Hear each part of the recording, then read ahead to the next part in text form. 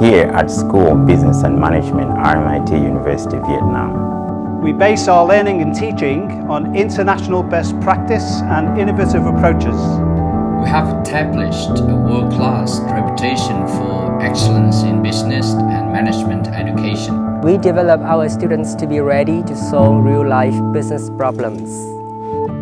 The School of Business and Management offers Australian and Vietnamese approved degrees with many professional accreditations. We have a full spectrum of business programs from bachelor's to master's to PhD that are relevant to business and industry needs. In the classroom, we focus on authentic assessments relevant to working practices instead of just book learning. As a result, our students have opportunities to study overseas at more than 200 partner institutions, and our alumni hold important executive positions in Vietnam and around the world. Our degrees place students in a prime position to pursue careers in local and global companies that drive change for Vietnam's dynamic and growing economy. Our undergraduate programs are designed to prepare students to work in and manage organizations in the real world. They are ready for work and life the day they graduate. With 8 bachelor's programs across 3 departments, we serve the needs of Vietnamese and global businesses in areas of management, logistics, and digital technologies. Our master's programs have international recognition and status, supported by prestigious visiting professors and international foundations. Our PhD programs extend the international research agenda of the College of Business at RMIT. Our students have opportunities to participate in a wide range of social, civic, sporting, and leisure activities. We have had some real stars here.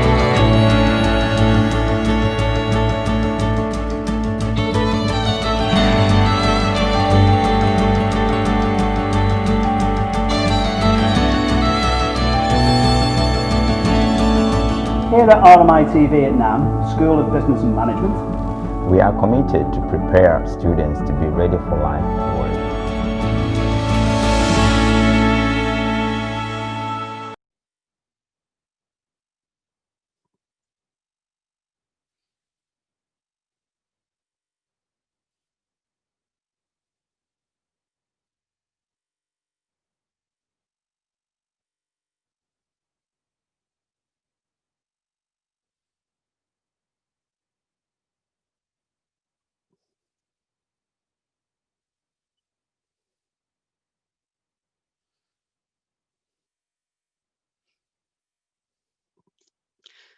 Thank you everyone for joining us on this inaugural HR Forum. This is supported by the Human Resource Management Program at the School of Business and Management in Vietnam. Often, we talk in business about investment, investing in new buildings, new infrastructure, but there is also an importance in investing in people. Under COVID, it has not only been challenging times, but even with the transition to online and virtual platforms, much like the one we are on today, people all around the world have shown great resilience and adaptability. Hence today is the HR Forum focuses on all things HR, because in essence, it is the ability and strength of the workforce that drives workplaces, organizations, and all the wonderful health and security services that keep us all safe. Today, we have a diverse range of speakers.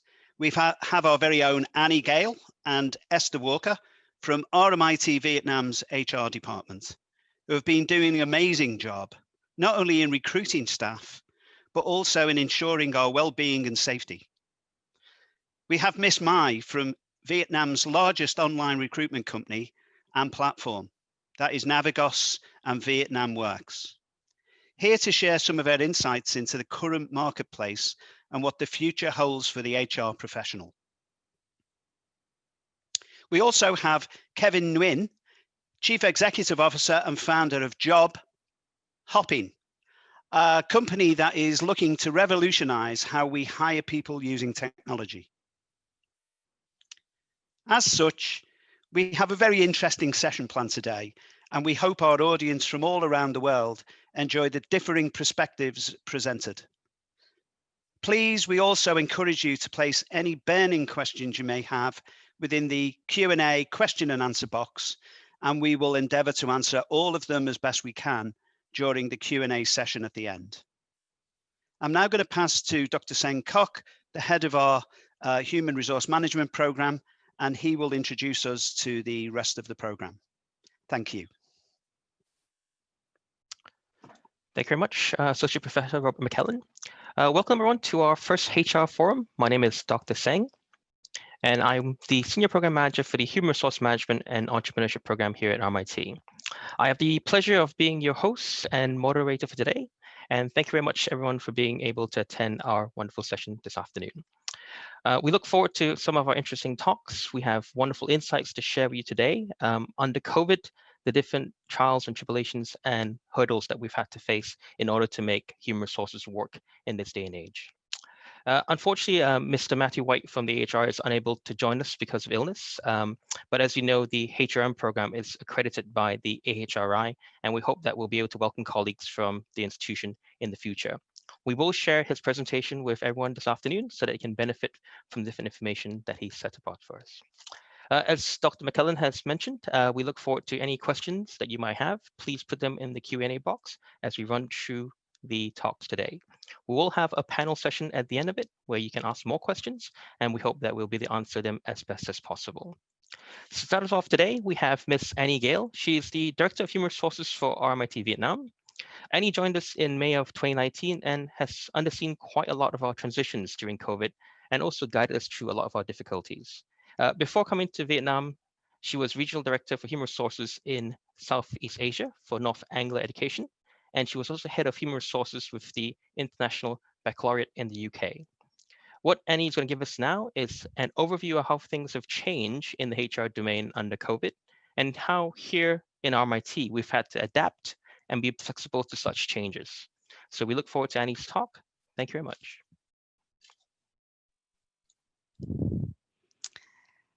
Thank you, Seng, for inviting me to share my thoughts with you this afternoon and for allowing me to take some time to reflect on 2020, which was the year when everything changed. Okay, maybe not everything, but it's definitely hasn't been the year that any of us could have predicted at this time last year. It's been a challenging but fascinating year in the HR space. When we were in the middle of the COVID situation here in Vietnam, I recall thinking to myself that although this was a stressful moment, I'd be able to look back and reflect at a point in the future on what an interesting time this has been to work in HR. And I'm sure that for the HR students, I think some of whom are watching this afternoon, and professionals of the future, 2020 will feature in case studies and exam questions as a unique and hopefully once in a generation problem. In spite of the challenges that it presented, 2020 has brought with it opportunities that we also might not have foreseen. So let's talk about flexibility, both within HR teams and in the context of working flexibly. So when I look at the HR issues that colleagues in my network globally have dealt with over the past 12 months, I can see that it's definitely been a learning curve. New terminology has become normalized if we think about words like furlough and lockdown, and we've had to create policies and procedures around these words which were previously practically unheard of. We had to work out how to enable and empower entire workforces to work from remote locations and figure out how to support people who didn't have great spaces they could work from or jobs that could easily be done from home. So 12 months ago, RMIT Vietnam didn't actually have a flexible working policy at all. And although it was on a list of nice things to have, it wasn't admittedly on my list of priorities for 2020. So when back in March, we all needed to go into the social distancing phase and changed our way of working to stay at home. Remote work 100% of the time was really a new concept to us. We needed to find solutions to problems that we didn't even know existed in terms of keeping connected when we were physically separated, technology requirements, and some other areas that I will come back to in a short while. And when we came back to campus, we ran a staff survey. And overwhelmingly, our colleagues told us that they wanted to be able to continue to work flexibly, to have days when they could work remotely. And so we facilitated that by introducing a flexible working policy and putting a framework in place that would allow people to do just that. And we were not alone in doing so. There are countless blogs and articles describing the way that organisations across the world flipped to remote working, with many adopting this as an ongoing policy. For example, Twitter announced in May that if employees wanted to work from home forever, they would be able to do that as long as their role allowed it. Business communications company Slack have also made this move, with many others making great efforts to facilitate flexible working wherever possible.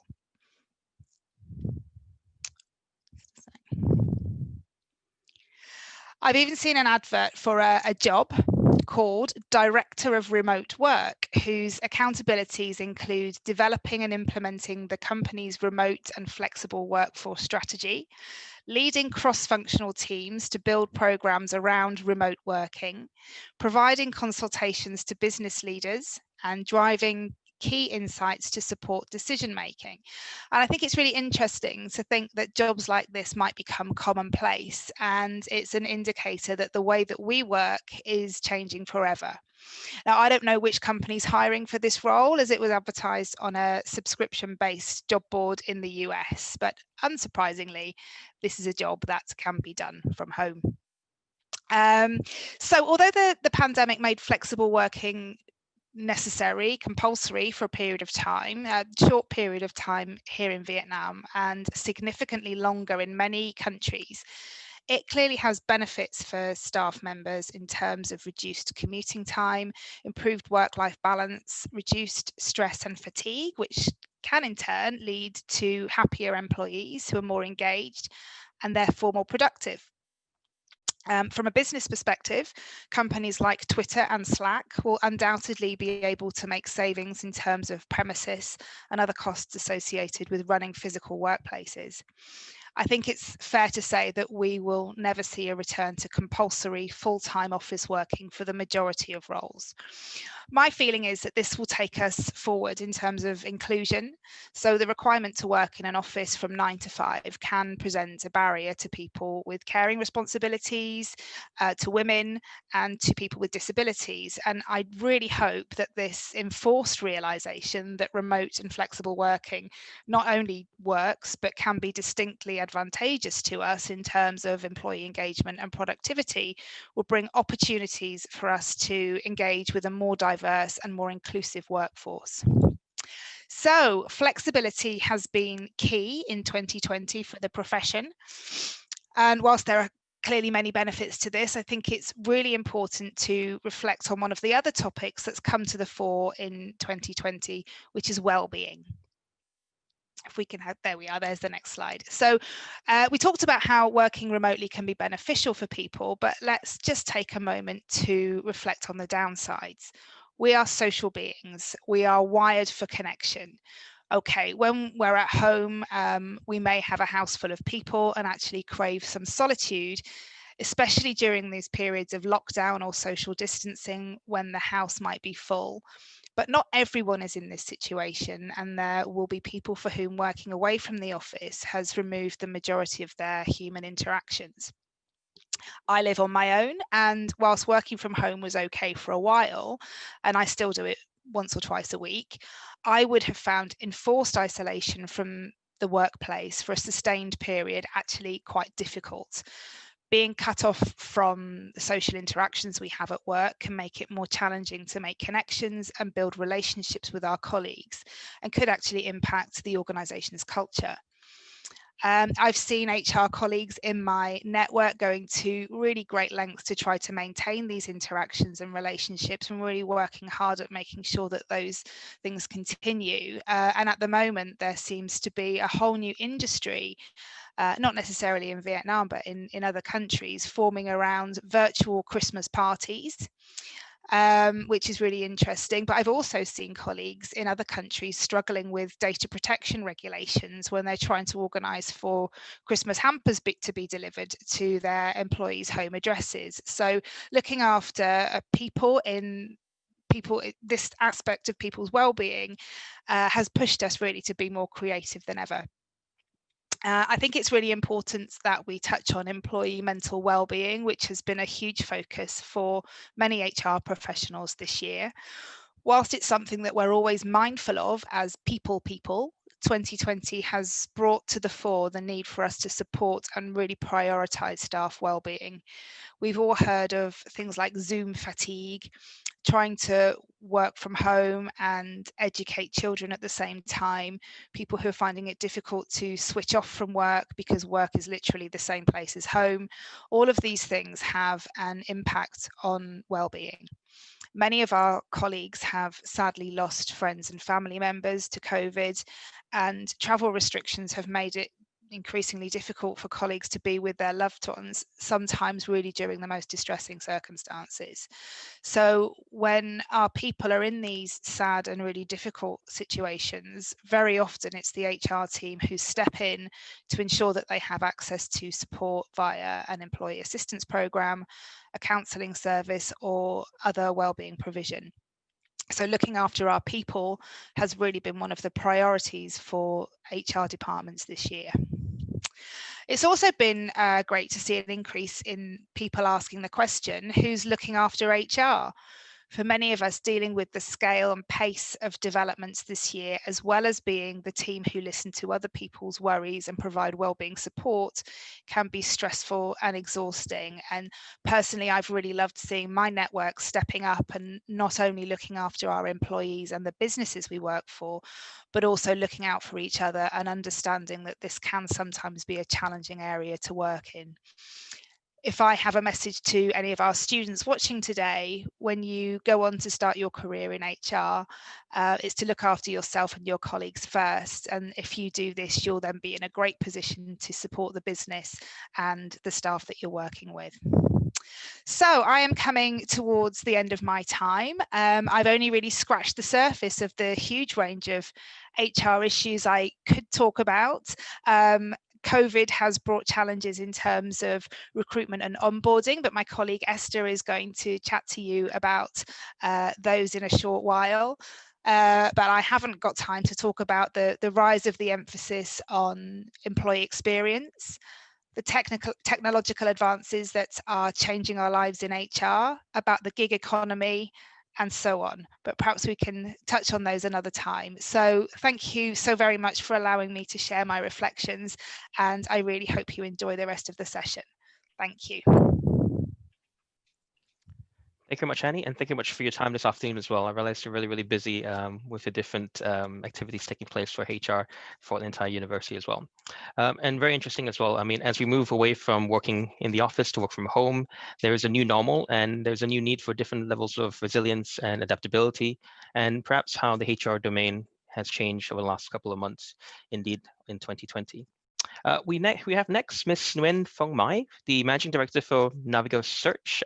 Once again, she's given us her time this afternoon. She has 25 years of experience, of which 20 years is in management and leadership roles and nearly 10 years in the HR field. She leads the biggest team of recruitment consultants in Vietnam, almost 170 both in Hanoi and in Ho Chi Minh. Before joining Navigo Search, Ms. Mai was country manager of ACCA Vietnam. She was the Business Development Director of Deloitte Vietnam, and she was also General Director of East Silicon Vietnam as well. So thank you very much, Ms. Mai, for coming across and giving us your time. She will talk about the role of HR in the digital world that we live in. How do we weather these difficult, turbulent times? And also what it looks like for the HR professionals of the future, especially in Vietnam. Ms. Mai, thank you very much for your time. The floor is yours. All right. Thank you so much, Dr. Shane. And thank you everyone for attending this very interesting event. Now, in the next around 10 minutes, right, I would like to share to you all the overall about the HR professionals in Vietnam and the changes that we have observed recently. Jan, can you please help me move forward with the next slide, please? Yeah. And next, please. We do not have a lot of time. All right. So in terms of the HR profession, obviously in Vietnam market, we still focus a lot on those HR core functions when the companies are recruiting the HR professionals, HR managers, or HR directors. And there is some interesting questions about what would be the career movement in the next slides. I would love to share with you some kind of visualized career path for those who are actually acquiring HR as the profession now. Of course, at the beginning, we all will have to be working as the HR generalist in certain area. I myself, for example, I started my career after graduating from universities as an HR admin and also recruiter for joint venture companies. And you can see that the career progression for an HR professional is quite interesting. Like it or not, after the entry level, you will need to have your specializations in certain roles in HR departments, be it C&B or talent acquisitions, organizational development, and more often nowadays we receive a lot of requests to hire the HR business partners, and that model has become very, very popular in Vietnam as well.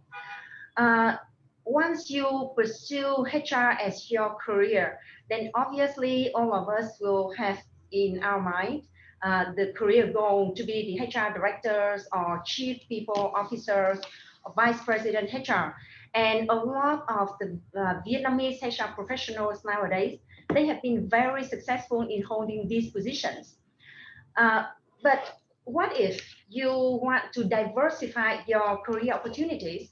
And these days, we also receive a lot of requests from the companies asking us to find the people with HR background to become their trainer, their L&D manager or directors, compensation and benefits planner, so on and so forth.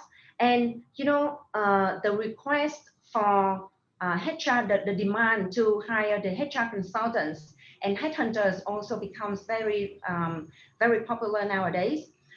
Another option for you would be, becoming a coach, executive coach, professional coach.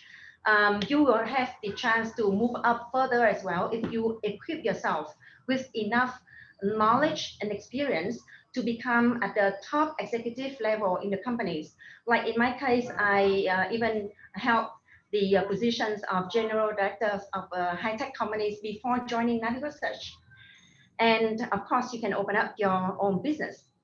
Well, without further delay on more about what is happening now, I would love to share the next part would be on the digital transformation for HR, especially in Vietnam. Jan, can you help me turning to the next slides? Yeah. So the next slides would show the transform of the way the organizations are changing.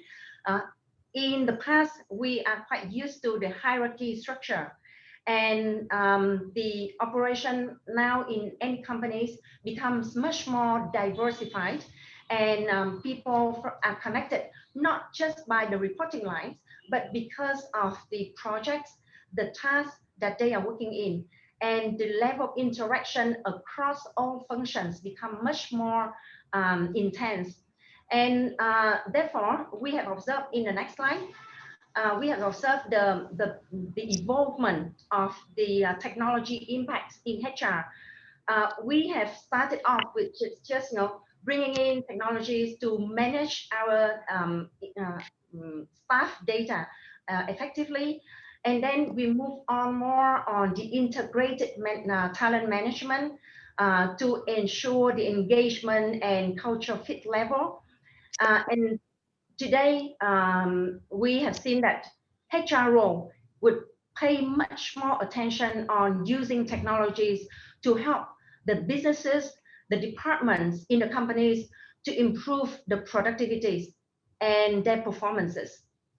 And if we look at the overall areas of HR professionals, then we can see that there are certain areas that strongly impacted by technologies. Next slide, please, Jang. So today we don't say that it's HR, human resources capitals management, human resources management, but we rather call the role of HR is to manage the human capitals. And I would not need to mention too much about data management because technologies, HR information system exists nearly in most of the companies in Vietnam now and around the world. We have seen that technologies have transformed very strongly the way that we find, attract, and select the right talents to the companies. And the next two presenters, the next two speakers will share more insights about how we can use AI, machine learning to actually screening and selecting the talents before the candidates actually sit down with in front of the human resource management team and the line manager for the interview. Now, engagement, something very interesting that we have seen more and more companies nowadays are using technologies to ensure that the onboarding process become much more effectively, and then the employees will be able to be taken well care of from the first day of joining. Engagement would also play a lot more important roles in these days where most of the companies are working with a very diversified generations in the one company. We have, for example, in Navigo Group Vietnam, we even have 4 generations are working together now. And technologies has helped us to close the generation gap, the culture gap, and then also, you know, in this year, when we faced the attack of COVID-19, we can see the role of technologies even more and clearer when we can actually engage with the teams from wherever we are working. And last but not least, L&D is also the areas that got a lot of impact from technologies. Online learning, virtual learning would become much more popular. And I think that RMIT is actually experienced that quite a lot, especially during the lockdown period, right? Now, the next part is more with more emphasis on the role of HR in the highly turbulent times. Taking this year, for example, we can see I have listed down in the next slides some involvement in the requirements for HR professionals. Apart from the core HR functions that they still have to handle, they would be much more involved in the other departments to facilitate the review process in order for businesses to reshape and getting ready to rebound after the pandemic. And as the advisors or facilitators for the other department heads to shape up their operations, then the HR professionals will also need to provide the support to improve the human capital arrangement, restructure job scopes, or even, you know, giving out the advice to improve the productivities in the BU.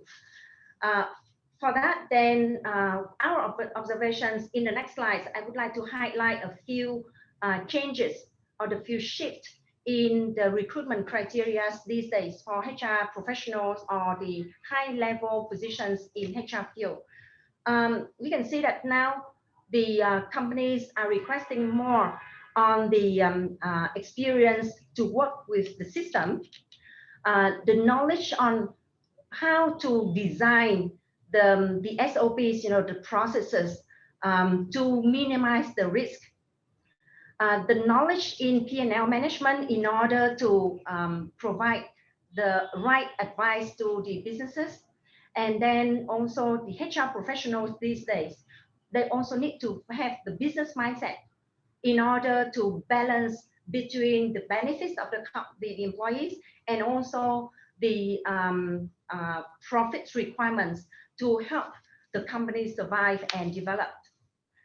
So the challenges in the next slides that I would love to highlight, and I don't want to go in too much into details because this would be much more for the decision makers to consider. Because when we are talking a lot about digital transformation of HR, and we all know that it would be very beneficial when we apply technologies in recruitment, engagement, L&D, and so on and so forth, to retain and develop our talents. There are still certain resistance from the C-suites to invest in technologies for HR, and that also driven by the lack of the budget and some clear strategy to transform the operation in HR towards the digitalizations. And well, I don't want to go too much into this information. I just want to take these opportunities to wrap up with some suggestion for the students who decide to learn HR and then to pursue HR as their profession in the future. Jan, can you help turning to the next part for me? Very simple. I would only have a few points here.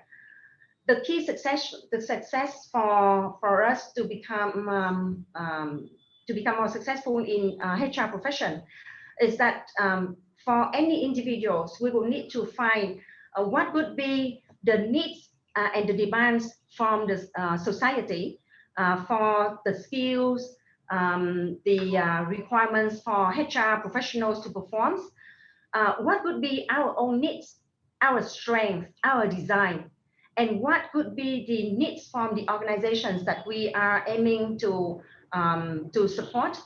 If we have the combination of these three areas, then we can easily come out with the plan for our own selves, on what we should need to learn, how we would need to equip ourselves with the necessary knowledge and skills. And with that, then I would just want to come to the final slides of my sharing. And this would be some key points from the survey that a professional bodies has conducted in earlier this year.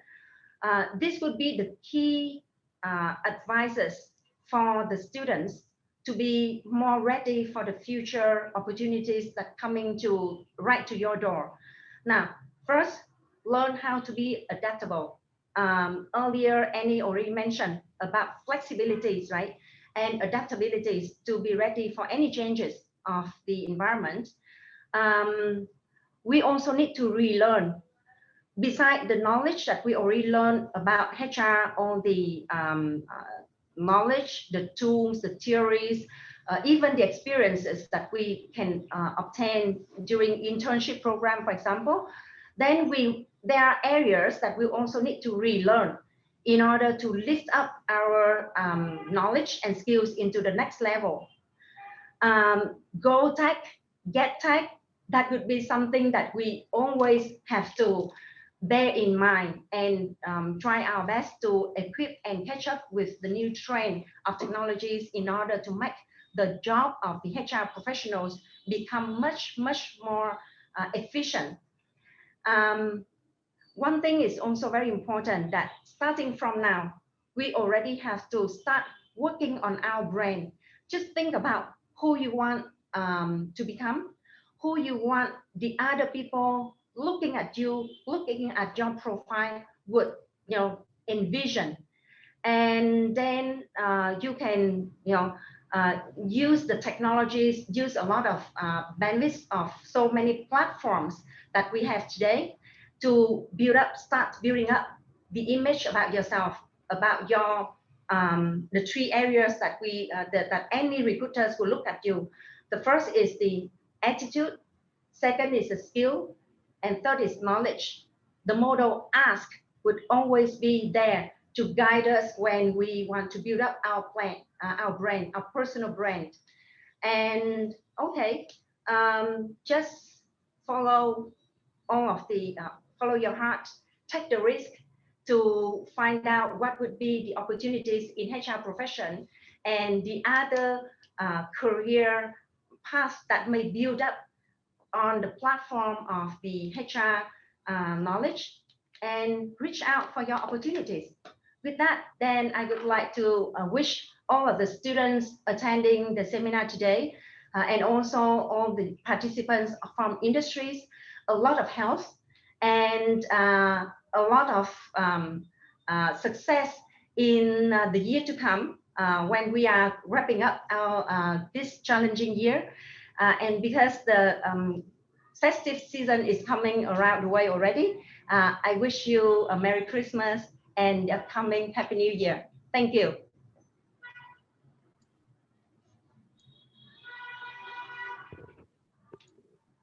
Thank you very much, Ms. Mai. Very insightful talk there from yourself. I mean, you are correct, I guess. A lot of the HR domain and the HR professional role has reshaped itself over the last couple of years, and a lot of things have changed. To some degree, we've moved away from just operational oversight, making sure things are working, towards working with other departments to create strategic oversight, to help recruit accordingly, to help make sure we have the right capacity, and also to plan for the future. On that very note, I have the pleasure of introducing our next guest, our very own Esther Walker. So RMIT, as you know, has a very diverse workforce, and we look for skills from all around the world.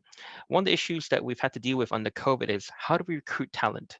How do we make it work given the numerous restrictions and travel bans that exist around the world? So Esther currently heads up the talent acquisition team at RMIT Vietnam, and she works very closely with different schools and departments to provide creative and innovative ways of resourcing, and also how we can recruit top local and global talent that aligns with the strategic vision of the university. She's from the UK, but has spent 10 years in Melbourne, 4 years in Fiji, and now 3 years in Vietnam. She has extensive experience in international talent acquisition, global mobility, and human resource management as well across a diverse range of sectors. She'll share some of the insights of how this is being done at RMIT. Esther, the floor is yours. Thank you.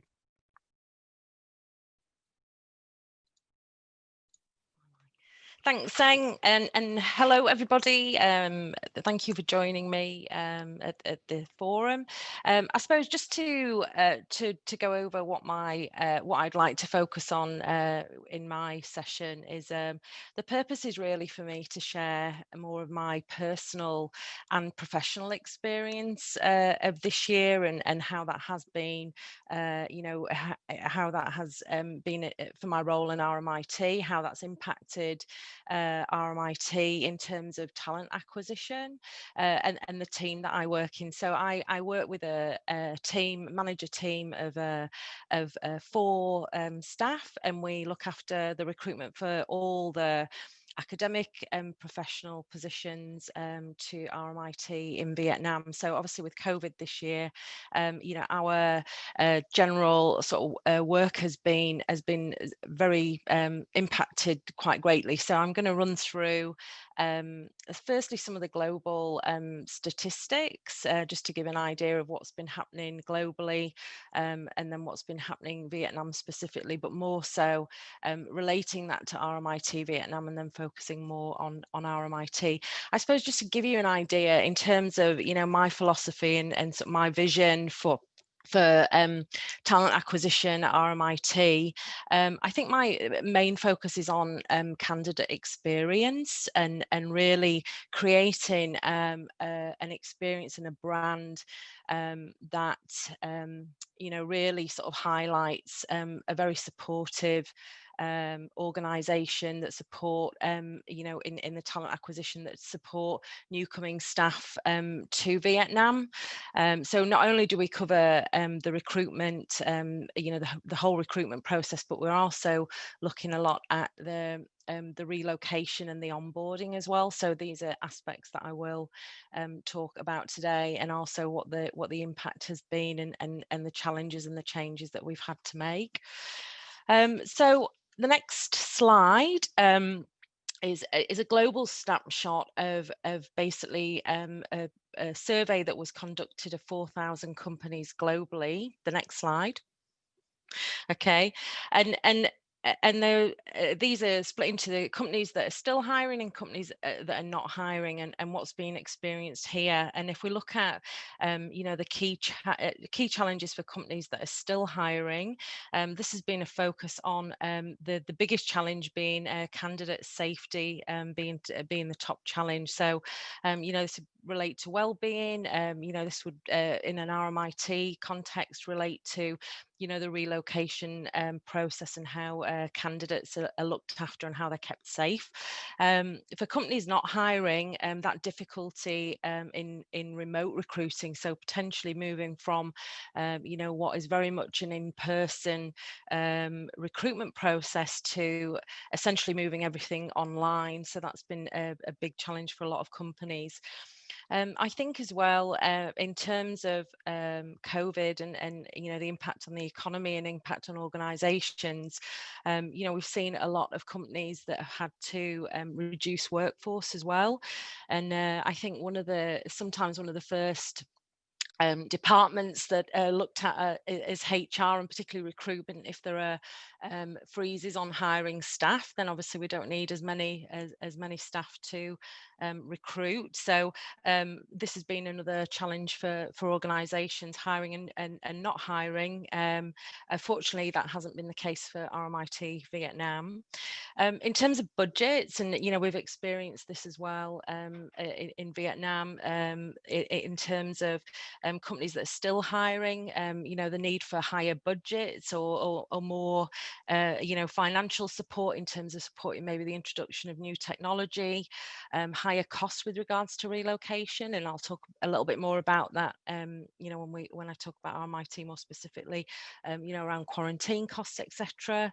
And then also the sectors as well. So education, if we're looking at companies that are still hiring, certainly relevant to RMIT, we are still hiring in Vietnam, technology, financial services, but then companies that have been harder hit worldwide, as retail, government and healthcare. So that shows sort of quite a picture of what's been happening globally this year. If we can move on to the next slide. And then if we look at, so global snapshot of how COVID has impacted more specifically on hiring, HR and hiring.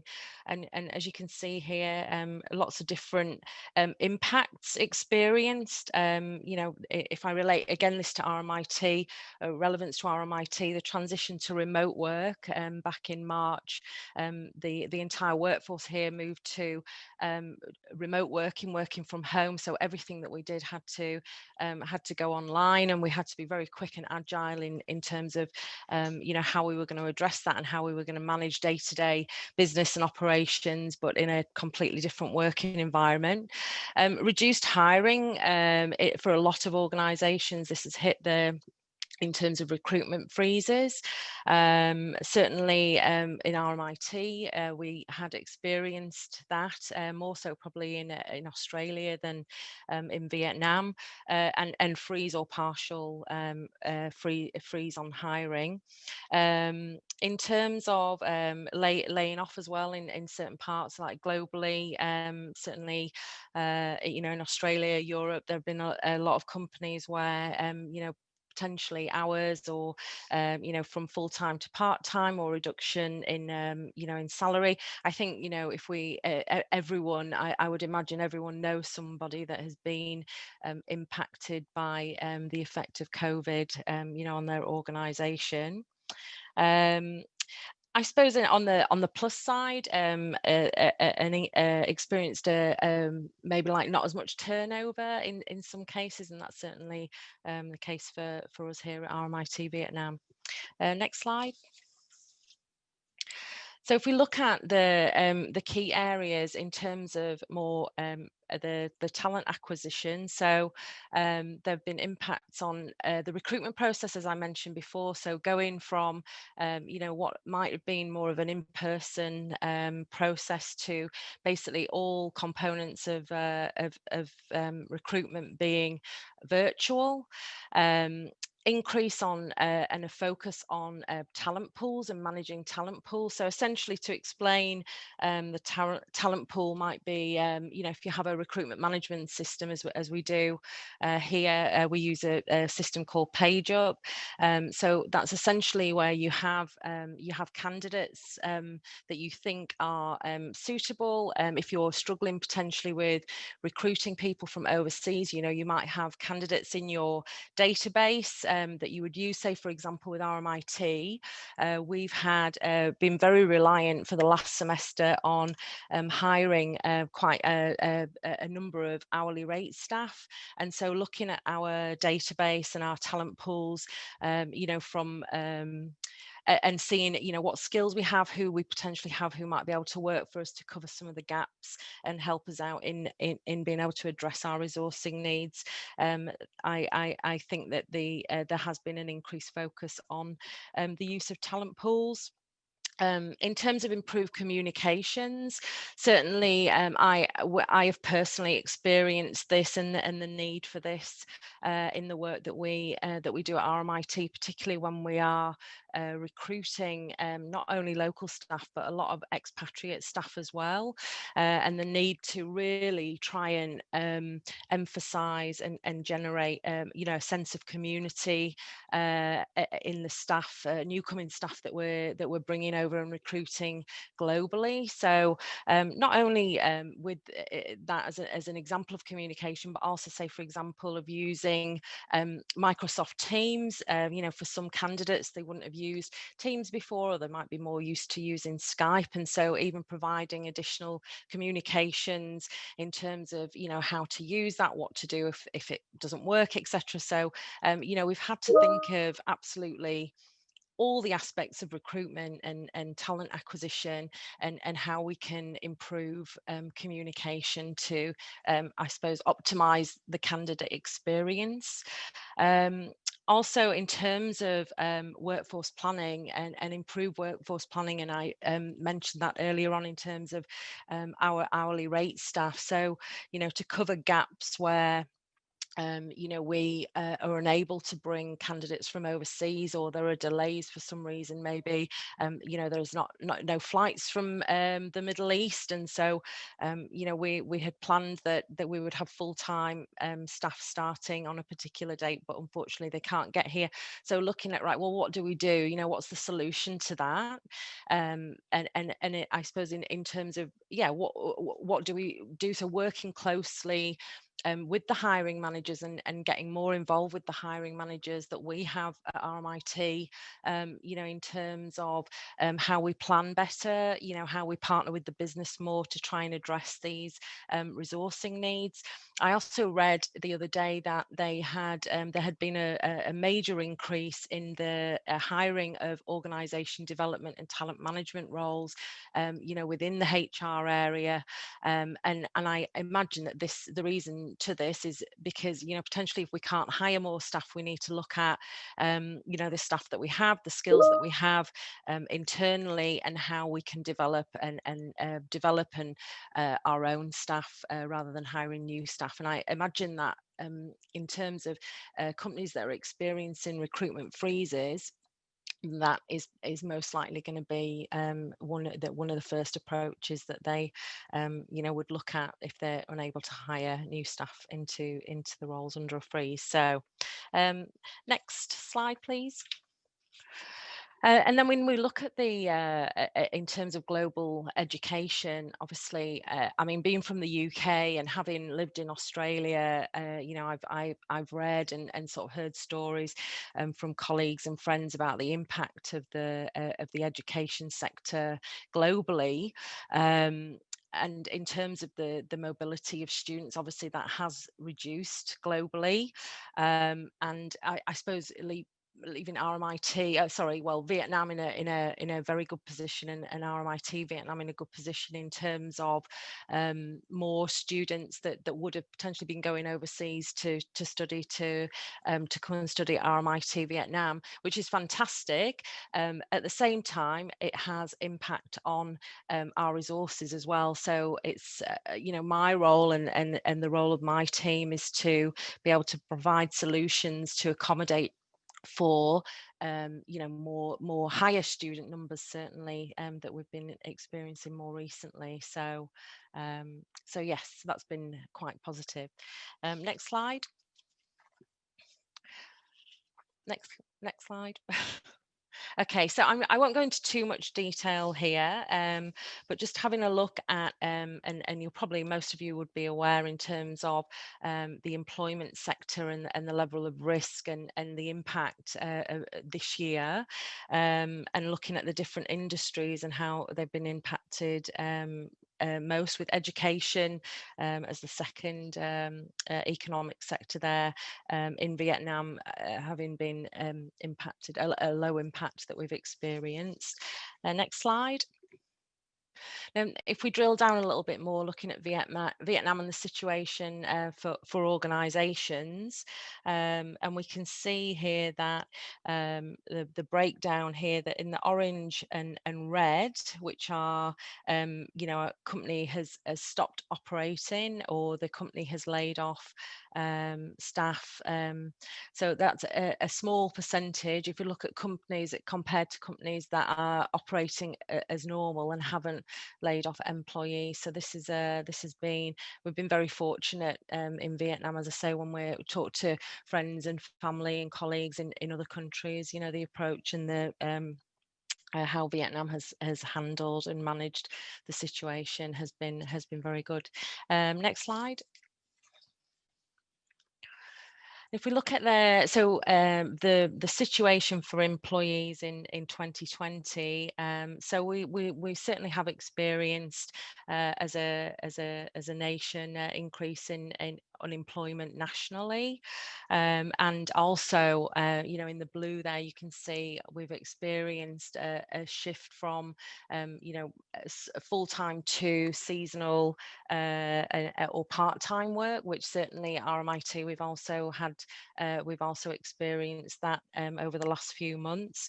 And as I mentioned before earlier on, some of the ways that companies have addressed, rather than staff leaving the organisation, some companies have approached this by offering less hours or reducing hours of staff, or giving the opportunity to reduce hours. So companies have used very different approaches depending on what industry as well, to address the impact of COVID this year. Next slide. And when we look at how long until recruitment activities return to normal, I mean, it's quite varied, as you can see from this slide. I suppose if you ask me when will we get back to normal, from a personal point of view, I don't think it's ever really going to get back to normal. I suppose we're not sure how long, in terms of the relocation, the quarantine restrictions, and the new processes, how long they will last for.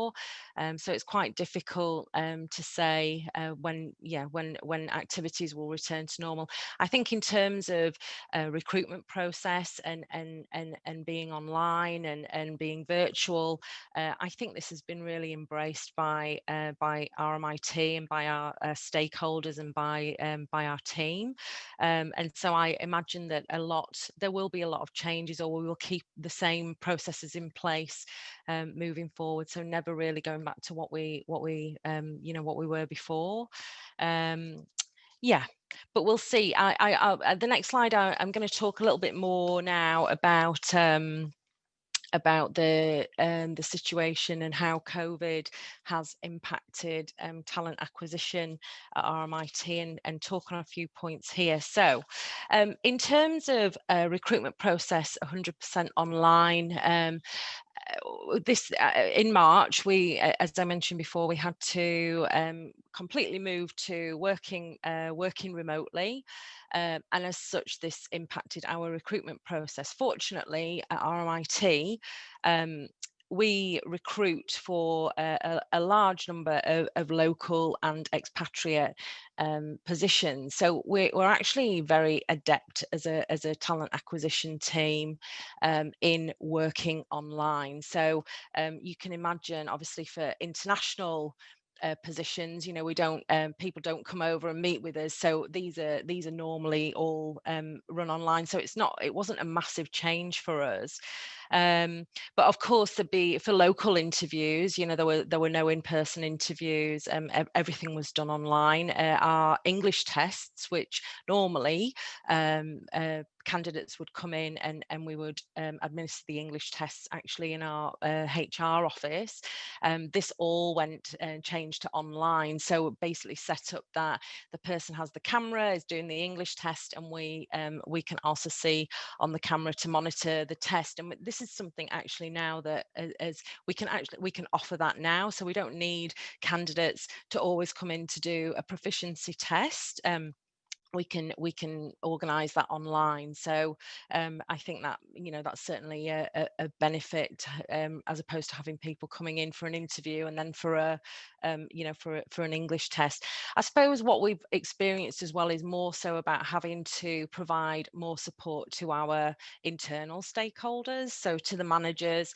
You know, when you look at the interviewing people online compared to when you're interviewing in person, and having experienced interviewing a lot of people in my career, it's a different experience. So you know, supporting the managers to really get a feel for the candidate, and to really influence that outcome, and to make it as easy as possible. That's certainly been, I wouldn't say a challenge, but it's something that we've had to be very conscious of.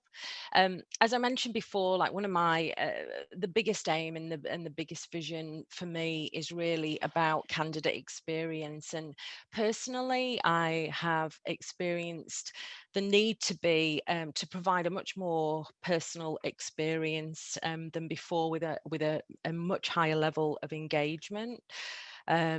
And we've done that through communication, regular communication, not just as trying to strengthen this community and bring everyone together in terms of who we're recruiting, but also on a one-on-one basis. So really being available for new coming staff as and when is needed, and to provide a lot more information around you know, what the situation is here on the ground, because obviously it's a very risky time to be moving for anybody, and I mean, we've experienced that certainly with some particular roles, that we find it more difficult, not as many candidates in the market for some particular roles than with others. There are candidates that are interested but have big concerns about moving you know, from Australia with family to Vietnam, certainly during this time, and while we have all these restrictions.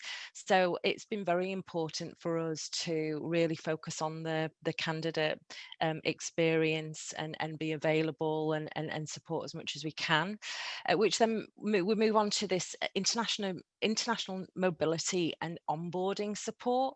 So just to give you an idea, the process before COVID was that, say for international staff, is that you would we'd offer a role, all the documentation for work permit would be organised in country, everything sent to us, we apply for the work permit here, and once the work permit's approved, the candidate will come over. So this completely changed in March, April time, with the process being that now the work permit has to be applied for in country.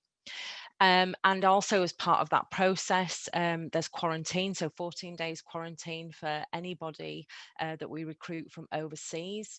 And visas required, entry permits required. So that process for us has completely changed.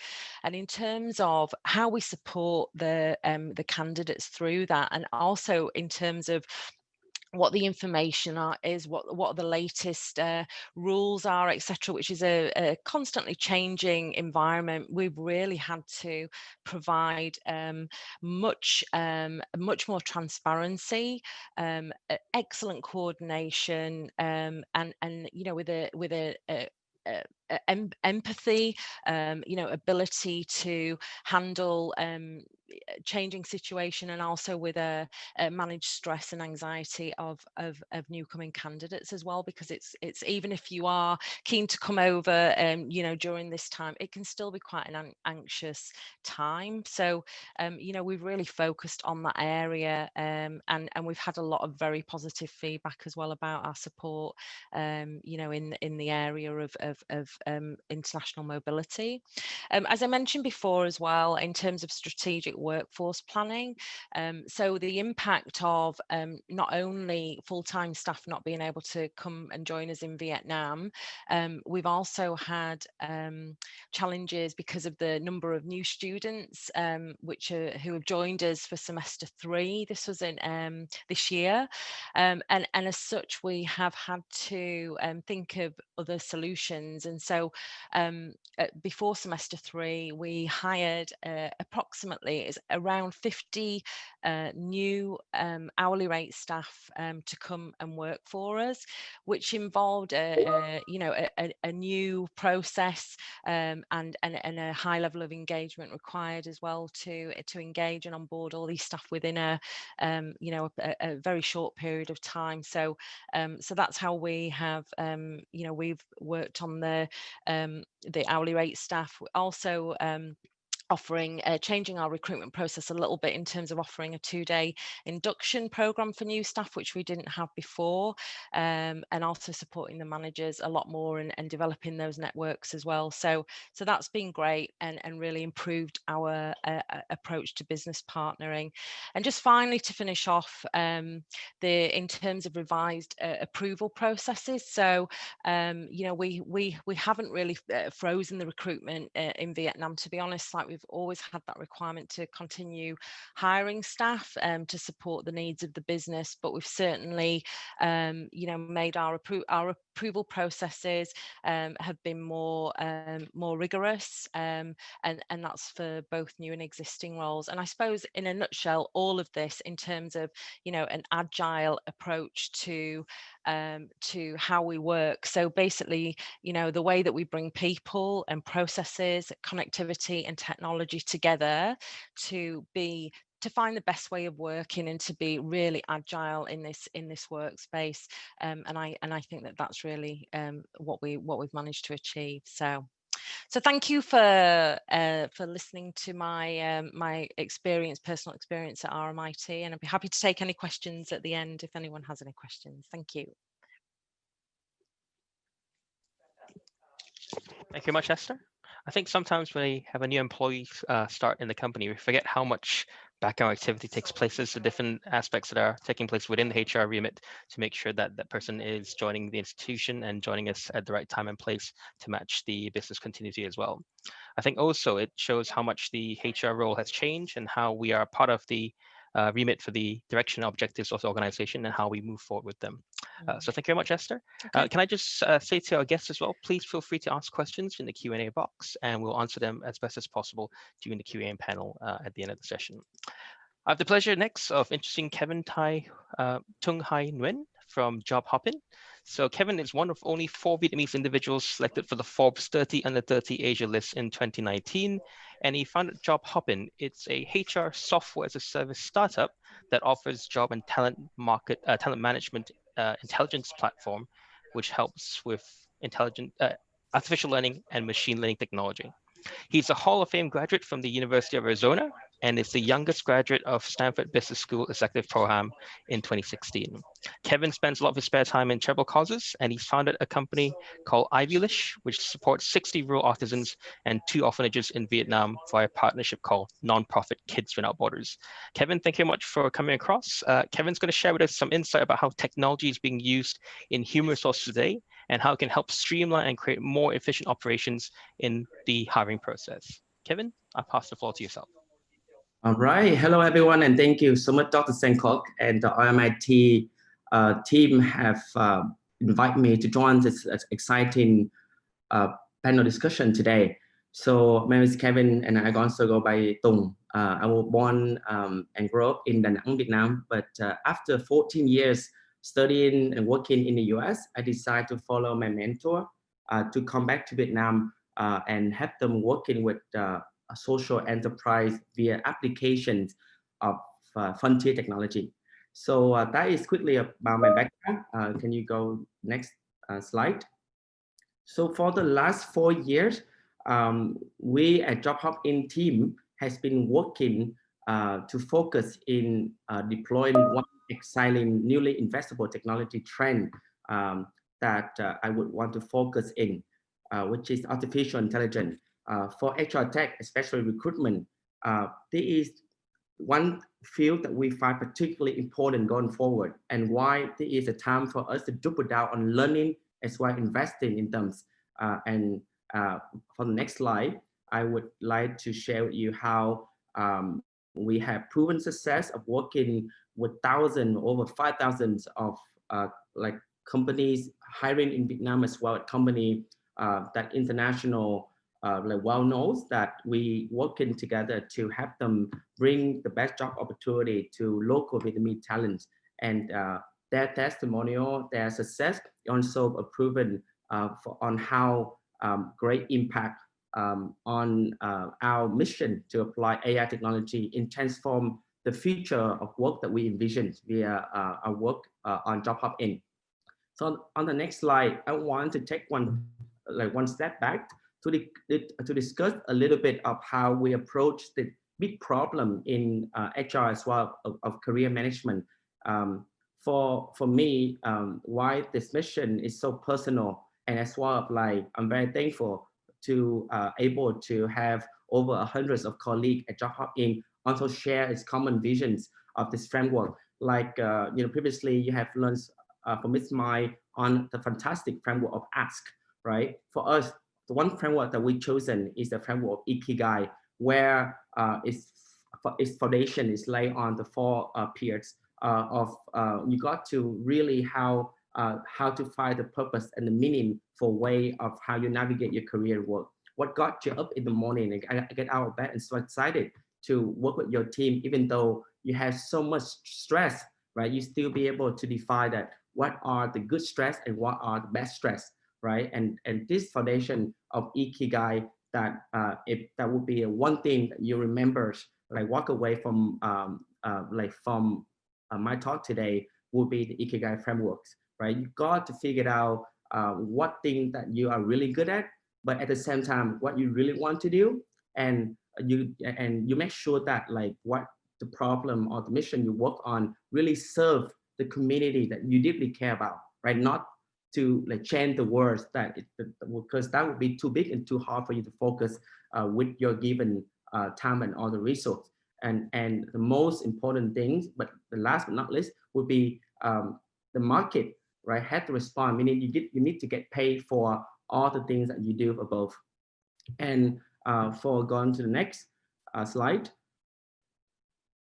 Next slide, please. The reason why I decided to choose Vietnam as the first testing ground for our application is because you can know our population of almost 100 million people actually have almost like 70% under 35.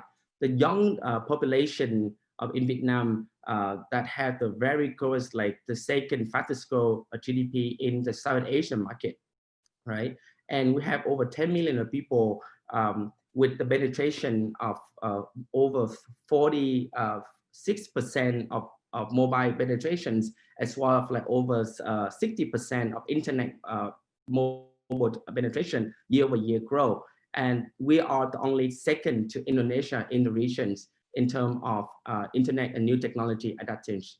And because of this advantage, Vietnam is make a great playground for us to quickly test our hypothesis, as well as how our technology are able to get the support from the government with the right legal frameworks, as well as the very important thing is the local talents, right?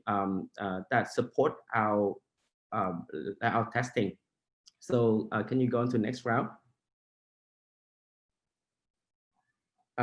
Well, since I first decided to involve with the internet industry in Vietnam in 2012, we have seen the growth of e-commerce as the driving force of our digital economies in Vietnam in particular.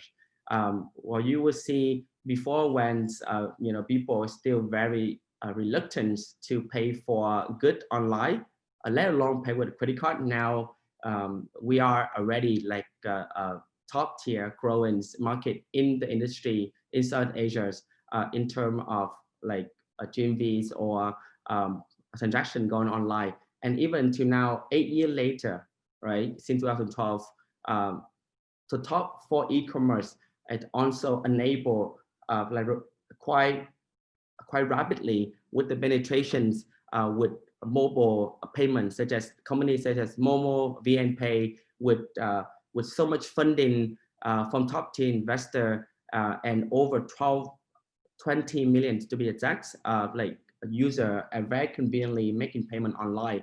And because of all this infrastructure, it makes Vietnam an abundant hubs of like data online for us to figure out which data able to help us train our AI model, as well as like building a better platform for us to approach the HR tech industry. Can you go to the next slide? In 2020, it's marked such a very important historical year for us to cope with the global pandemics, and we already seen with the very rapid technology focused action our government together with the support of the frontier tech conglomerate are able to deal with the pandemic very successfully.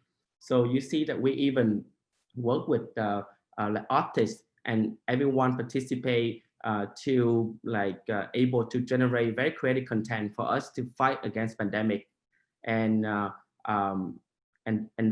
as a result, like Vietnam right now is almost one of the safest place in the world to be. Can you go next slide? Oh, we already talked about this in terms of e-commerce at drive-in. So can you go next? I would like to speak a little bit more on particularly in the industry, the top 2 industry that we've been seeing the adoptions of frontier technology would be financial service and ICT industry. These 2 particular industry, excuse me, would be the 2 ones that have been growing in despite of the global impact of pandemics, right? And also we've seen that while others clients or companies struggle in other sectors, just as like F&B, travel, tourism industry, in the sector of financial service and ICT, well, because of technology quick adaptations, thing has been still growing quite rapidly. And how can we local market, especially focus on talents, can navigate to catch up with this trend against the new normal that we have to all live in? And this is a little bit of our insight toward the industry, the second focus, which is the second fastest growing, which is the ICT industry that we're able to analyze for the last 12 months. So in IT, the average salary of like freshly graduate actually much higher compared to other industry, even in financial service, probably due to much of the shortage in supply versus the demand on hiring in ICT. And so as you see here, we still have like hundreds of thousands demand on hiring coming from all the country in the world that now are very attracted to the local talents of IT in Vietnam. Meanwhile, in Vietnam, IT graduate per year is only not even close to 100,000. So there's a gap. That's a lot of room for us to explore. On the next slide, I would like to share a little bit on how we able to attract even international corporations such as SAP or Microsoft and Facebook have invested tremendous like capital into helping the local young generation to have access to a better platform to engage with a technology initiative at these leading international like tech company, as well as like collaborating with other global like NGO, such as one of the such as like UNICEF or the WHOs that we're able to have the blessing to collaborate with as well. So because of the collaboration facilitated by the local government, this is a great time for the young generation, for the students that participate in this HR panel today to explore further, to follow the update of these particular projects in the future, so that you're able to catch the weight of our ecosystem. On the next slide. And as a platform for talent and job intelligence in Vietnam, we have focused our AI capacity to focus in tracking and monitoring all the skills that really take that very critical for us to navigate on the new normal. These are the skill set and the top 20 skills that we're able to identify, not only internationally, but very like valid in the context of Vietnam. So if you want to pursue right now, pursue the features of career that facilitate by digital transformations, well, the impact severely with technology is very critical for you to plan that your course of study or your career, even if you want to hop into a different career path. These are the top skills that you know, you're able to leverage on the application of frontier technology. I would like to even speak a little bit more on like for us particular why we believe that AI and more specifically deep learning and this is something that like transform how we solve and approach the problem of HR and recruitment tech as the way that we envision our HR tech. So, you know, like in traditional software development, developer probably write code and take the input data and computer as an output.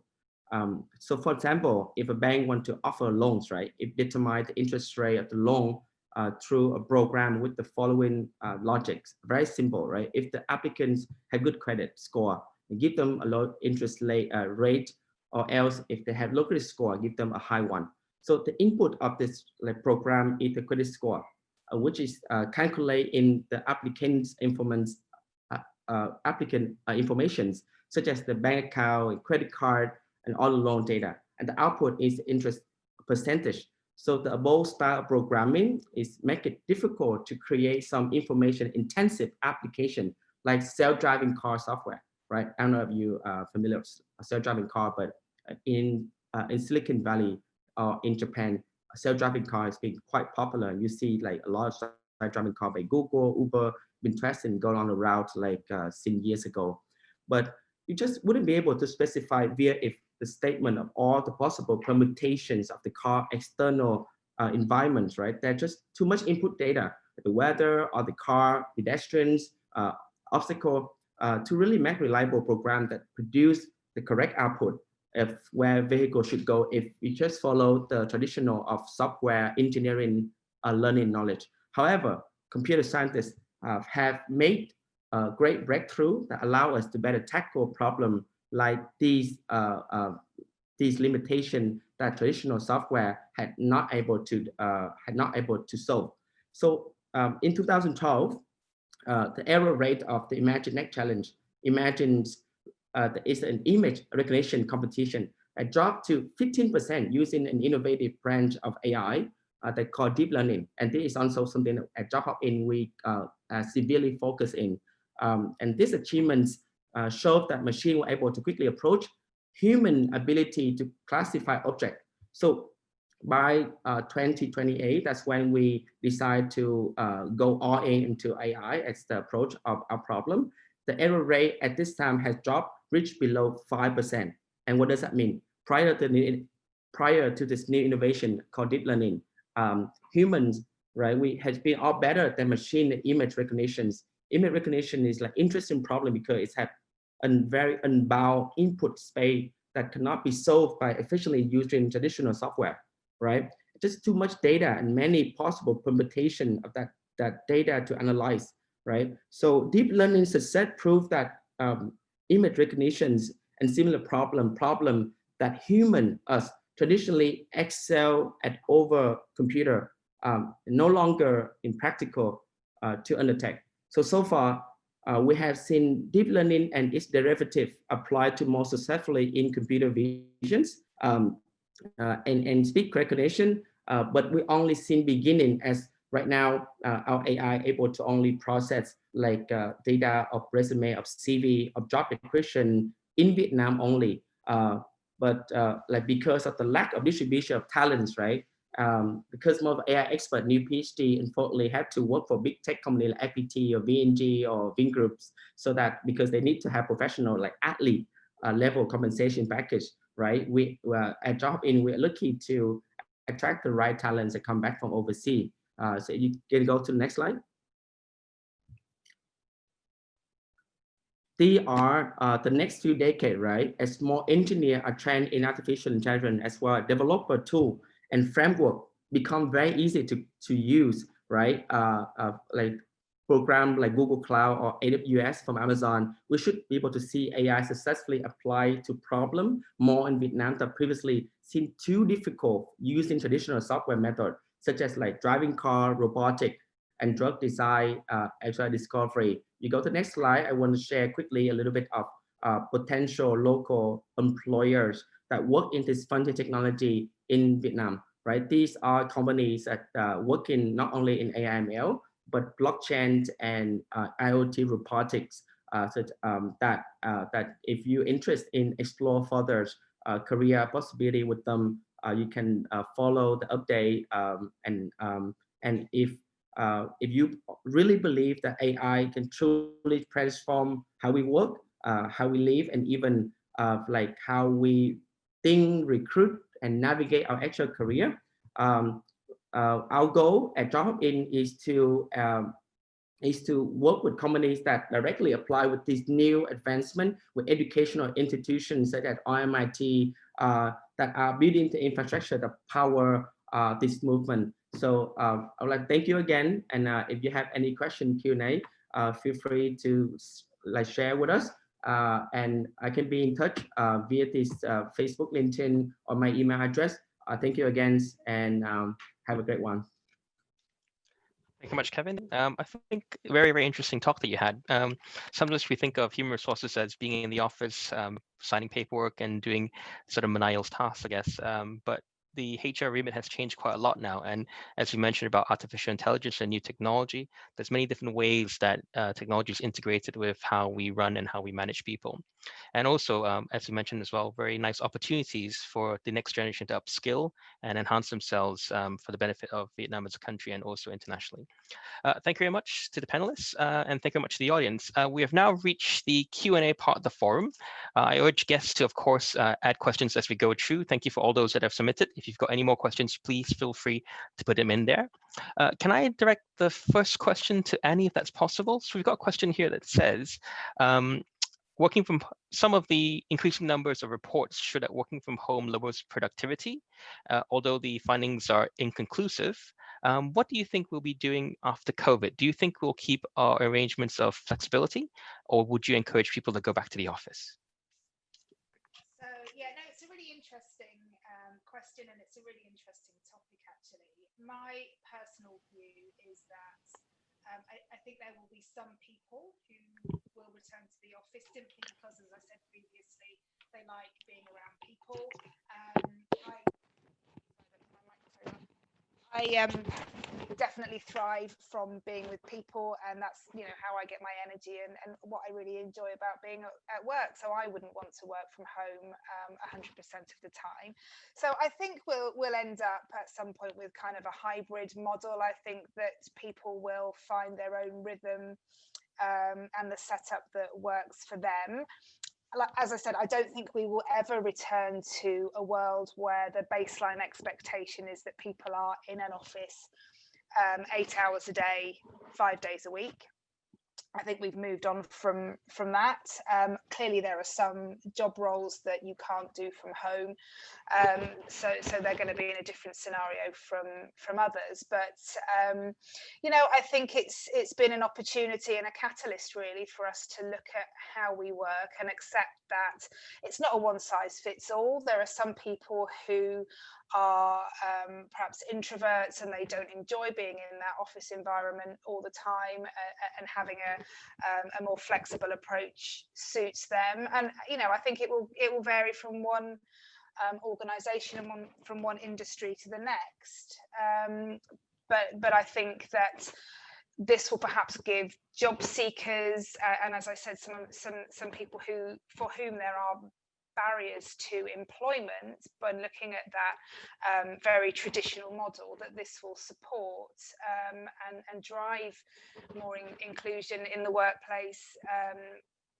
So yeah, I think I don't think we will ever see a world where offices are a thing of the past, where people work from home as a default setting. But I think that now that we've proved that it's possible, and you know, the whole world of work hasn't completely fallen to pieces because we can't go to the office, we will see much more flexibility in the future, which from my point of view is only a good thing. And you know, if there are people for whom their productivity dips, then it's the manager's job to learn to manage and support them in a different way, rather than presenteeism, learning how to support people who are working remotely, which is another new skill and another aspect of that flexibility that 2020 has blessed us with.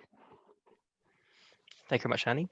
I think it is a whole new way of working, isn't it? And the term that's used nowadays is the new normal. And I think we've got used to the new normal. I'm not sure whether it's new anymore, or whether it's just part of normality. We've got a next question for Miss Mai. What do you think are the skills that are required to become a HR professional today, Miss Mai? Oh, Miss Mai, you're on mic. Thank you. Thank you for the questions. Actually, I already put some notes for the person who raised the questions. But I just want to highlight here is that it depends on which function that you want to pursue the career in HR.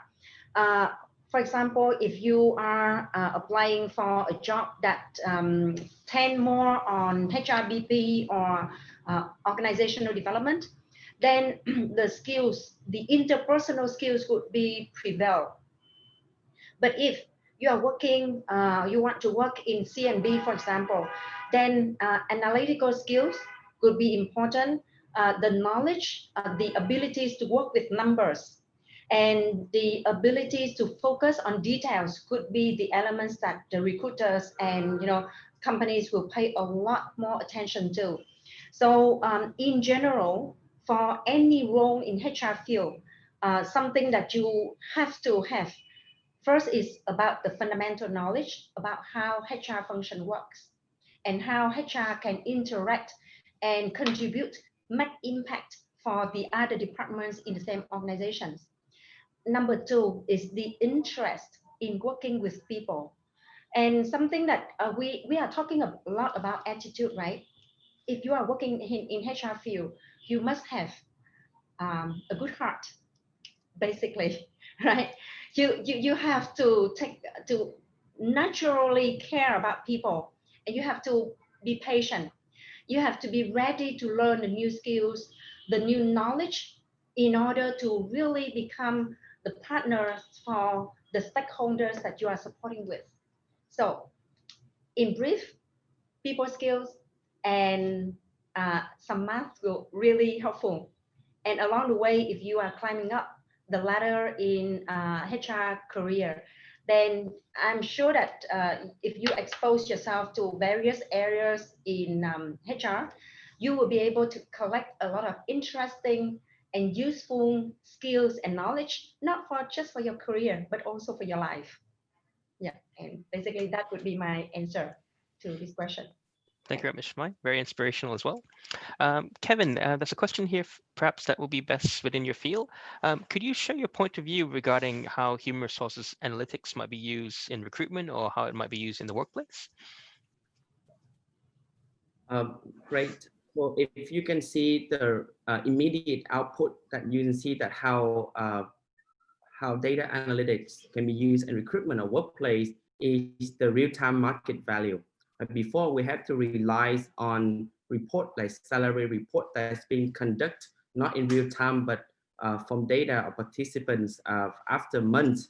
So, so what if you need to know what is the market value today? How you compare to other similar candidate, versus the demands of company hiring similar talent with similar credential like you in particular city like Ho Chi Minh, Hanoi, Da Nang. How can you have more real-time data analytics, right? The previous or traditional way of research cannot really answer or provide enough intelligence for you to answer this question.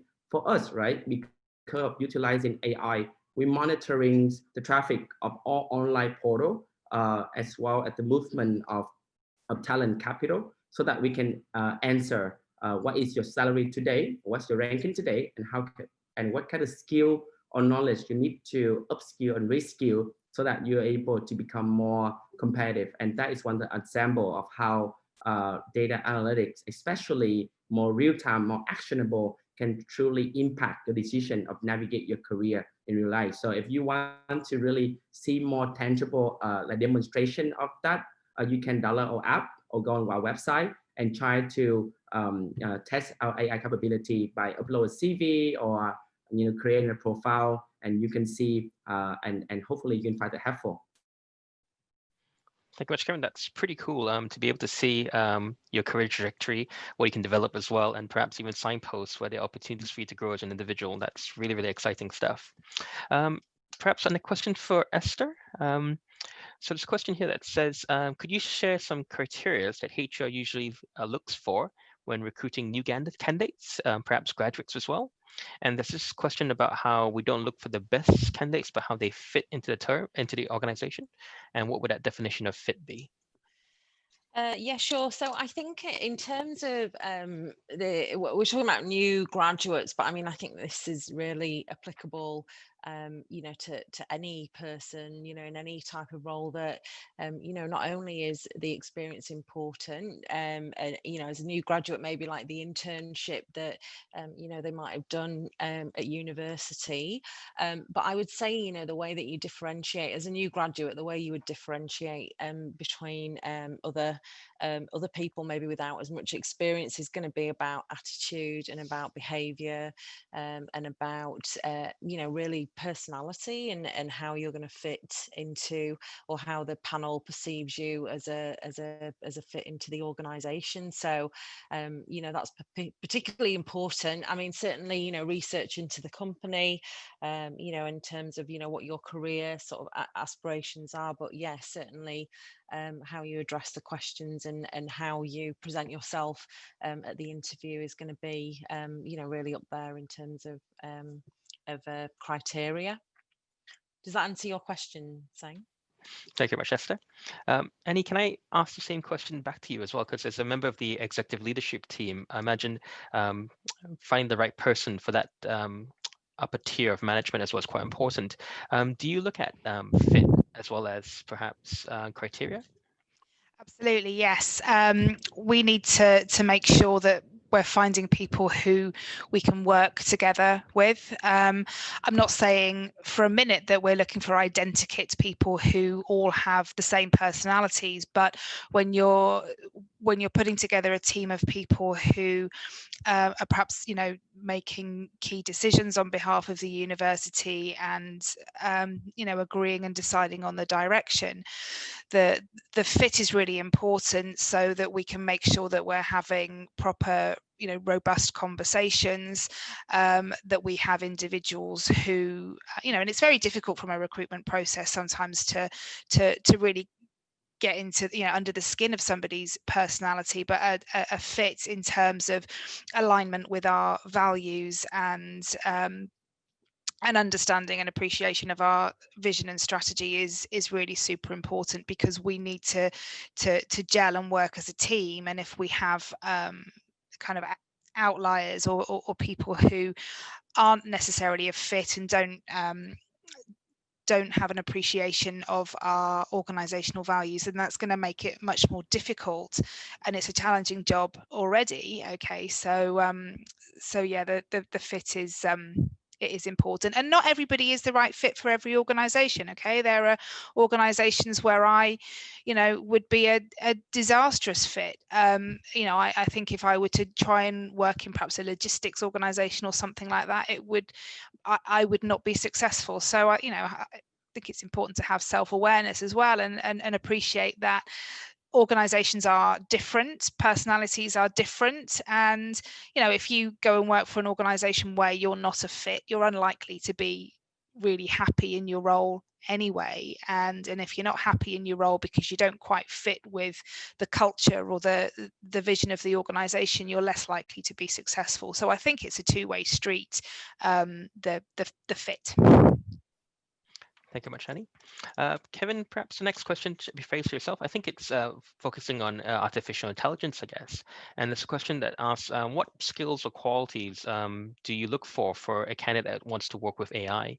Are there any particular types of skill sets for artificial intelligence? I think that the skill set you want to work depend on what role in the AI team. Either you want to go an AI scientist or AI engineering. Right, like skill set on computer programming languages like Python or R language, or if you want to, it's very critical for you if you want to become an like AI scientist. But platforms such as like other platform online that already powers by Amazon, like TensorFlow or other like Kairos or other tools that are available out there for you to train our AI model.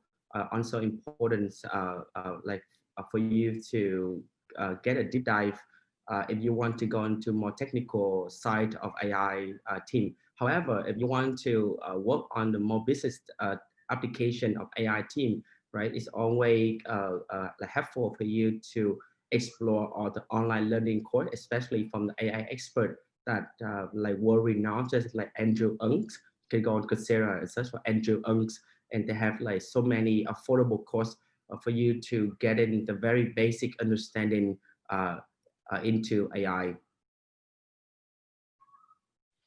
Thank you much, Kevin. Ms. Mai, can I direct this next question to yourself? Perhaps a little bit passionate. It's often said that to become a HR manager, a person must be cold-hearted and smart in dealing with interpersonal conflicts between employers and employees. Is this because the objectives and employees don't align with the company? And perhaps companies view their employees as human assets only. As part of your role for headhunting as well, I presume you would have quite a bit of experience in terms of fit and also how this particular process takes place. Please, would you be able to share? All right, thank you for these interesting questions, because I receive these questions quite a lot from the people who are interested in HR career. I personally can say that is a misperception. It's not really cold-hearted, but it's more on a clear mind. I would put it that way, rather than cold-hearted, because obviously HR role will have to balance between the employees' benefits and also the company's challenges as well. So during the COVID-19, we also come across cases that HR professional got really a lot of stress, because they have to take forward the decisions to fire people, to cut down headcounts. However, I can see that the successful HR professionals, they still can manage to do that in a very professional way. They can play the role of the advisor or consultants to the top management on how to conduct that process in a smooth manner. What would be the documentations needed, and then what kind of mentor support that HR team or top management can think of to support the employees. Even, you know, some of our clients, when they have to manage out quite a lot of people, they even ask us to support finding the new opportunities for their existing employees, and give a very good referrals, kind of reference check and so on. And yeah, during the COVID-19, we have also supported even free of charge for a lot of cases like that, because we know that that is, you know, that decision or that strategy is coming out from the suggestion of a very warm-hearted HR professional who will need to find solutions for business anyway, but they still take into consideration the human beings factors. Yeah, and I think that I don't think that we would really need to have a cold-hearted to be a HR professional. Thank you, Ms. Mai. Can I just redirect that question perhaps to Esther as well? Because with hiring internationally, cultural differences from all different parts of the world when we hire staff coming to RMIT, do you find that there's any difficulties with trying to find employers and employees to fit? So perhaps who we hire fits with RMIT values? Yeah, sure. I mean, I think, you know, as Ali mentioned, you know, everybody's different. I think that, you know, certainly when you're bringing people from globally to Vietnam or to any organization, you know, with expatriates, you know, there are certain qualities that you need to sort of assess or try and assess it, you know, an application and interview process to try and establish and understand whether they are going to fit into the environment. And that's not just the work environment, but also living and being able to adapt and, you know, live in a brand new country, you know, deal with all sorts of challenges, you know, that you might face moving from the US to, you know, to Vietnam. So, so yeah, it comes into the process, I suppose. You know, in our interview questions as well, we normally ask questions around that, about cultural sensitivities, you know, to try and understand how this person will work and how maybe like challenges that they've faced before and how they've addressed them in terms of working with people from different cultures, etc. So it's very, you know, it's very important. You know, I was thinking, Mai was saying about earlier in an earlier question about the qualities that we look for in HR individuals, you know, when we hire HR individuals, and I had a few more, you know, that I thought of, you know, in terms of that cultural sensitivity, you know, emotional intelligence, you know, the ability to be agile and business focused. I suppose that goes for not just HR people, but also, you know, a lot of people that we hire, and you know, in the workplace, you know, certainly that cultural sensitivity, not just of expats, but also of local staff here that are able to work with expatriate staff from, you know, all sorts of different countries, and that emotional intelligence as well. So yeah, I mean, that's yeah, we certainly it's important. Thank you much, Esther.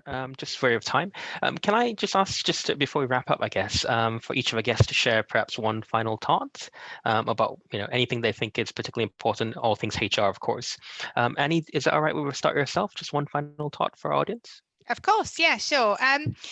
Thank you. No, it's been a really interesting discussion this afternoon, and I think the thing that strikes me is how exciting it is that we can be having these conversations about technology in human resources, and about, you know, what are the characteristics of an HR professional that we would seek to hire.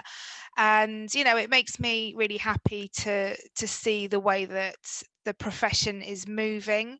You know, several years ago, we would have been seen as a department that shuffles paper and books people's annual leave for them. And you know, it makes me proud and it makes me excited to see the way that things are developing, and that the profession is evolving into so much more than that. You know, we've come a enormously long way, but there is still so much for us to do and to learn and to take advantage of and to leverage for the benefit of the businesses that we work for. And I, for one, am super happy with my career choice, and yeah, I think it's a really exciting time, and I really hope that the students in particular who are watching have taken some, enthusiasm from what they've listened to today, and are excited about the prospects and the future for their careers in HR, which I'm sure, when they come to graduate and move into the world of work, will be in a different space again entirely, looking at, perhaps even more advanced technological solutions and things that will help us to be even more successful. So thank you very much. I think there's food for thought for all of us, but this has been a really great event, and I'm very grateful to you for having invited me to come along. Thank you very much, Annie. Very nice words from yourself. Miss Mai, could we have your final thoughts, please? Actually, I just want to echo Annie in expressing how proud I feel when I'm having the chance to work in this field. Although I've already moved away from the internal HR role into external, the way that the profession has moved from just administrative and execution into more strategic has become very interesting. And what I feel amazed is the level of technologies that already stepped into all of the aspects of HR. And I'm still waiting for the chance to welcome the students from RMIT to conduct the industry visit at our office, in order for us to share more interesting stories about the career in headhunting and how technologies has actually transformed the way that we are supporting our clients in hunting for the talents. And with this interesting seminar, I just want to thank once again RMIT for organizing these meaningful topics for the students and audience. And again, I believe that the future of HR could be very bright with all of the evolvement and challenges that businesses are facing along the way. Thank you. Thank you, Ms. Mai. Very inspirational as well. And we look forward to being able to visit you as well. Esther, final thoughts, please. Sure. Yeah, it's probably more about personal experience. So, in terms of my career at RMIT and how different where I am now and my experience of the workplace now has changed so much since when I first joined. I've seen a lot of change, and obviously it's very important to be able to adapt and embrace change, which I think a lot of people have done this year. We've seen challenges as a university that we've addressed, in terms of personal and professional development. I think we've all experienced that, and certainly like with the more flexible working arrangements as well. I think that's a huge milestone for RMIT to be able to offer that, and a big another benefit to offer new coming staff. So although it's been a very challenging year, it's probably been one of the more exciting years that I've experienced in the workplace. So yeah, I mean, it's been great to obviously hear about other people's experiences and how that's affected others at the presentation today. So yeah, thank you for my invite as well. Thank you much, Esther. Kevin, last but not least, but very importantly as well, what are your final thoughts first, Kevin? We have several successful RMIT students join us when we were just a few people startup 4 years ago, and then they end up become very successful and key.